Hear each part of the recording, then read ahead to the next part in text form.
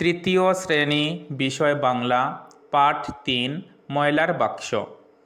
একজন মুরব্বী হারুন মামাকে বলছেন, বুঝলে হারুন, এ আমার নাতনি, অর্থাৎ তার নাতনির পরিচয় দিচ্ছেন, বেড়াতে এসেছে। হারুন মামা বলছেন, কি নাম তোমার? মেয়েটি বলছে, আমার নাম রেবা। হারুন মামা বলছেন, রেবা, তোমার জন্য আমি কি করতে পারি? মেয়েটি বলছে, আপাতত কিছু না। এবার আরও একজন এসে হারুন মামাকে বলছেন, আমাকে একটা কলা দিন তো। কলা পেয়ে লোকটি গপ গপ করে খেতে লাগলো।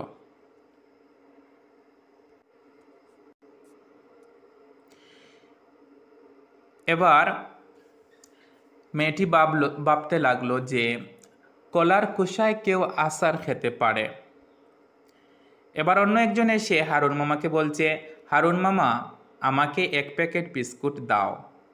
বিস্কুট পেয়ে সেও কুট কুট কুট করে খেতে লাগলো। এবার মেয়েটি ভাবছে, সবাই দেখি যেখানে সেখানে ময়লা ফেলছে।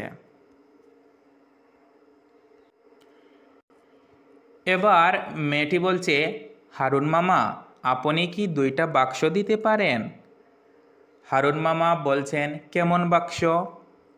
মেয়েটি বলল, কাগজের বড় বাক্স, আর একটা লেখার কলম লাগবে।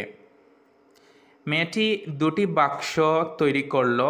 একটিতে লিখল অন্ন ময়লা, অন্যটিতে লিখল কলার খোসা। তারপর হারুন মামার দোকানের সামনে 2টি বাক্স রেখে দিল। এই বাক্সে কলার খোসা ফেলতে হবে, আর এই বাক্সে অন্য ময়লা ফেলতে হবে।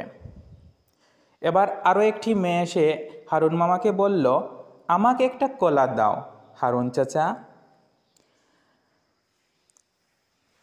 তারপর বলা হচ্ছে, খোসা ওই বাক্সে ফেলো কুকি, ওটা ময়লা ফেলার বাক্স।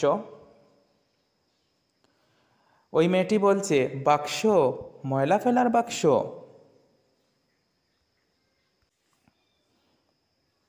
একটা বুদ্ধি পেয়েছি।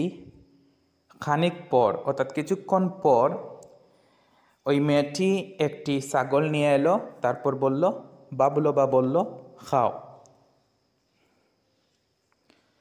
এবার হারুন মামা বলছেন, দারুণ বলছেন বা ভাবছেন, যে কোনো একটি হবে, দারুণ কাজ হয়েছে, আমার দোকানের সামনে আর নোংরা হবে না।